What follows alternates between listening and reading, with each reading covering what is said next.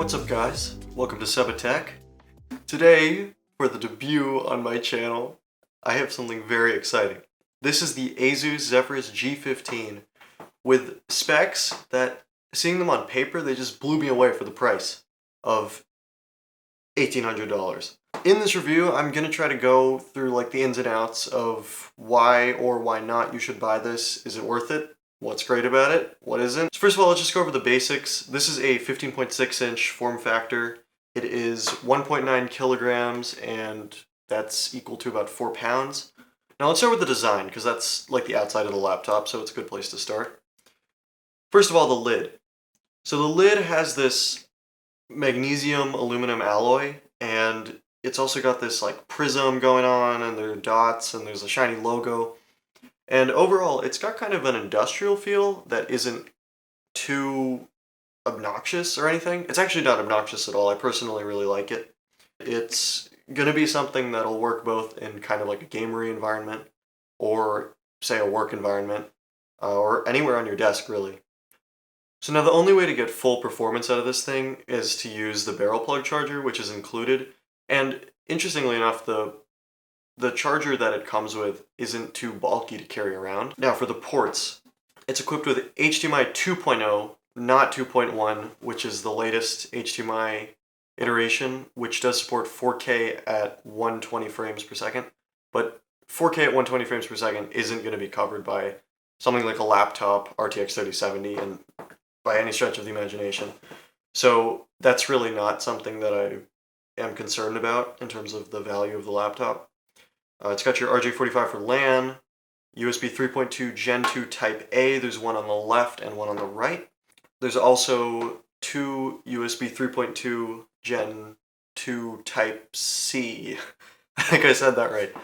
And that's convenient for pretty much everything nowadays. It's good to see that Asus transitioned a little into having more USB-C ports, or I guess a balance, so that you can have your peripherals in USB-A and other things in USB-C, such as power delivery, which is actually supported by this laptop. The thing with power delivery, as you'll hear in a lot of reviews, is that you can't get full performance while on power delivery, so you do need to bring around the barrel plug if you're going to be traveling for work, doing intensive stuff like gaming or video editing. You will need the full wattage of the power brick. So we've also got a conveniently located 3.5mm combo jack, and it's nice because if you have headphones and the wire's kind of short, you can just, it's towards the front, which was a good design choice in my opinion. And then we've also got a micro SD slot. I would have preferred a full-sized SD slot because I do, and I know a lot of other creators use full-size SD. So now opening up with the 180-degree ergo lift hinge, we get to see a very robust, kind of uncluttered deck here with the keyboard, a power button with a fingerprint sensor, which I find works about 85 to 90% of the time, and the speaker grills which flank the keyboard here. And that's kind of similar to like a Dell XPS or a MacBook Pro, so I guess cool.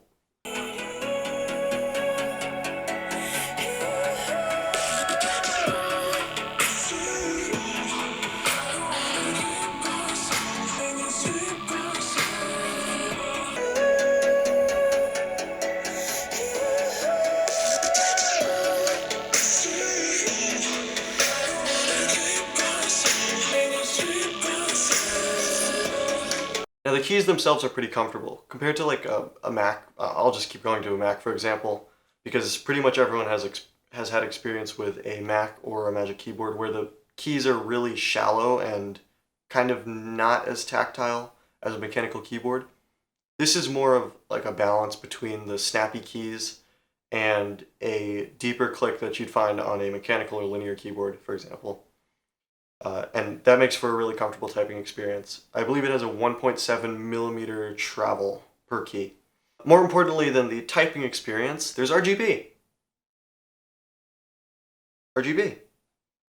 Moving below the keyboard, we've got a really solid trackpad. This thing is 20% larger than last year's Zephyrus G15 from 2020, so that's always good to see. Everyone loves a large trackpad on laptops. It's got a glass surface, so it's very comfortable, and really the whole deck layout here, for the sake of productivity, is very competitive with other gaming laptops nowadays, which don't necessarily focus so much on the experience of just using the laptop as like its own machine without any external peripherals. Now the screen, it's a little bit of a gripe for me that it's 16:9 instead of 16:10 like the Dell XPS is, and a lot of other laptops these days that target kind of only creators, or only people who write on the go, for example, or type on the go rather.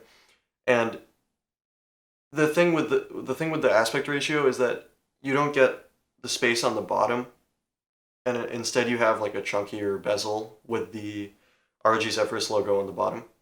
But the 16:9 ratio is optimal for like gaming and media consumption. So really, it's not a huge complaint. It's good for what this laptop is actually meant for, which is gaming, even though it doubles as a fantastic productivity machine.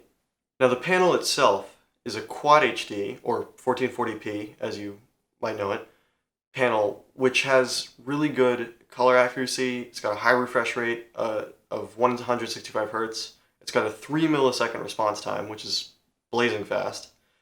And overall, it's just a really solid, like well-rounded display. I've never seen anything like this on a gaming laptop. Um, and what's great about Quad HD over Full HD or 1080p is that you have a higher pixel density, so things look sharper. But then the benefit of 1440p over 4K, which does have a higher pixel density and sharpness, is that you're not using quite as much battery. And if you're playing games, say, at the highest resolution, which would be 1440p in this case, you're not pushing the hardware as much. Now, according to Asus, this display does support the full DCI-P3 color gamut, and that is apparently Pantone validated. I believe it reaches about 350 nits of brightness, but take that with a grain of salt because I haven't tested it and I couldn't find any numbers anywhere, so maybe do more research on that. Alright, the CPU in this thing is pretty crazy. This is AMD's Ryzen, 4th gen Ryzen now, even though it's called the 5000 series. It's the R9 5900HS, which is an 8-core 16-thread processor with a TDP of 35 watts, which can be reduced to 15 via dynamic boost, where the power is directed to the GPU. It's got a base frequency of 3.0 gigahertz and a max boost of 4.6 gigahertz for single-threaded applications. But actually, during testing, I was getting close to 4.6 gigahertz on all cores, according to Hardware Info. So this machine, for the graphics processor, has NVIDIA's latest RTX 3070 Notebook Edition GPU. Don't expect this to be, well, first of all, anywhere near the performance of a desktop RTX 3070, but also don't expect it to be the same performance as a thicker laptop, such as like the ROG Strix Scar 17, which is another one of the gaming laptops from Asus's recent 2021 lineup. Now my model comes with 16 gigabytes of DDR4 3200 megahertz RAM, 8 of which is soldered onto the motherboard, so you can only take out one 8 gigabyte stick and then replace it. For storage, this has a 1 terabyte SSD, and I got actually fantastic read speeds and write speeds. Now, even though they could have, Asus did not cheap out on the Wi-Fi. This does have a built-in Wi-Fi 6 card. However, you will not be able to replace the Wi-Fi card, unlike on some other laptops, because I believe it's soldered in. Now, of course, being a mobile device, the battery is really important, even though we're still not necessarily traveling as much these days. This laptop does have a 90 watt-hour battery, which does near the legal limit allowed on an airplane, as seems to be the trend with laptops this year.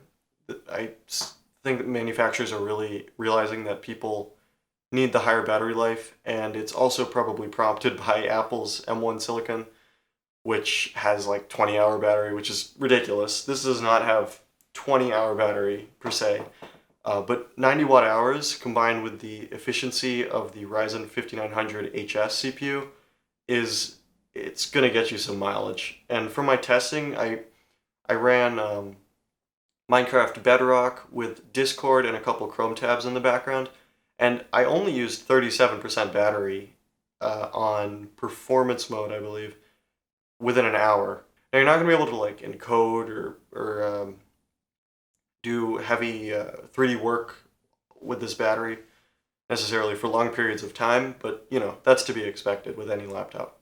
Speaking of heavy tasks like encoding, let's go into some synthetic and real-world benchmarks. I'm still working on my testing methodology, so these might not be like 100% accurate, but they're very close, and I ran the test a couple times, and I got some averages, so bear with me. So this year, one of the selling points from Asus is that they revamped the cooling system from the previous G15 and G14 laptops. So to test the GPU, I ran 3DMark's TimeSpy benchmark, and I ran it twice for an average score of about 9,000. And during that time, the GPU only reached about 76 degrees Celsius, which is hot, but again, this is like a thin and light laptop, so that is pretty impressive. Now in the same benchmark, when it ran into the CPU test, the CPU quickly rose to 89 degrees Celsius, which is pretty hot, but then it throttled down to about 80 degrees Celsius and kind of hovered there for about a minute during that test. So again, for a thin and light laptop, that's super impressive. Now I ran Cinebench R23 back-to-back twice for an average score of 11,400, which, for context, is only 1,000 points less than the score I got on my desktop behind me, which has a non-overclocked liquid-cooled i9-9900K, which is also an 8-thread 16-core processor, 8-core 16-thread processor with a much higher TDP. The Blender BMW benchmark got 3 minutes 33 seconds with a maximum CPU temperature of 91 degrees Celsius. Alright, so those scores are really great, but let's go into some real-world benchmarks. I really want to focus on the versatility of this laptop as not just a gaming machine, but also a really good all-rounder for someone in the creative industry. So let's just start with transcoding.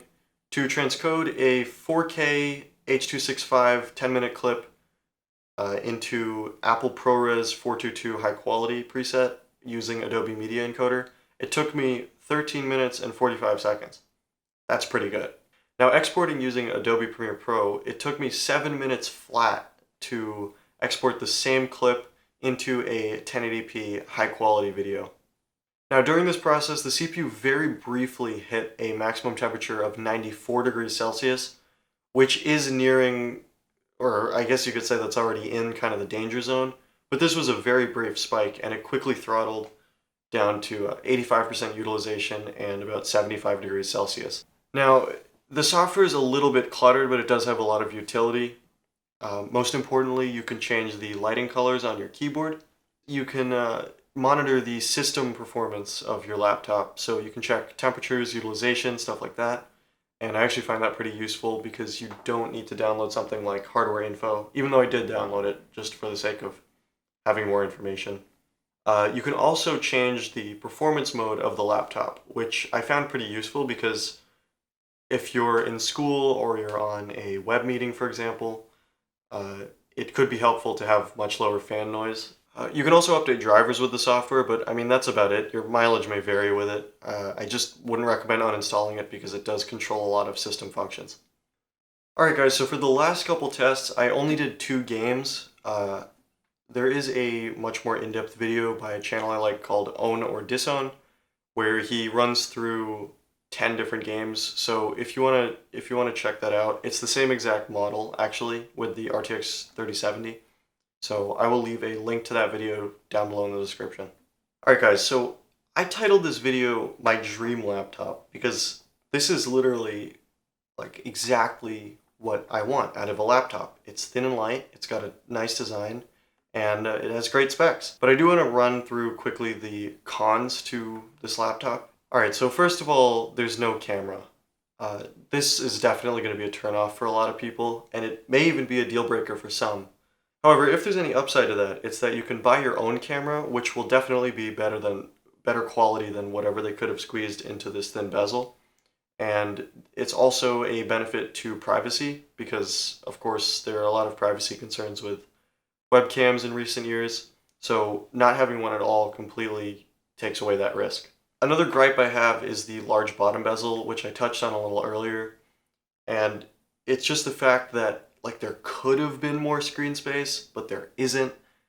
Now this is one that I didn't expect, and I don't know if it's just my model, but I do experience some coil whine, which isn't that bad, but if you have very sensitive ears, you're gonna hear this kind of high-pitched whine. It's hard to describe coil whine, you just kind of have to hear it for yourself. But it's kind of like the fan noise, but very diminished and higher pitch. So just be concerned with that if you do have sensitive ears. Now speaking of the fan noise was not unbearable, but it was there and it was noticeable.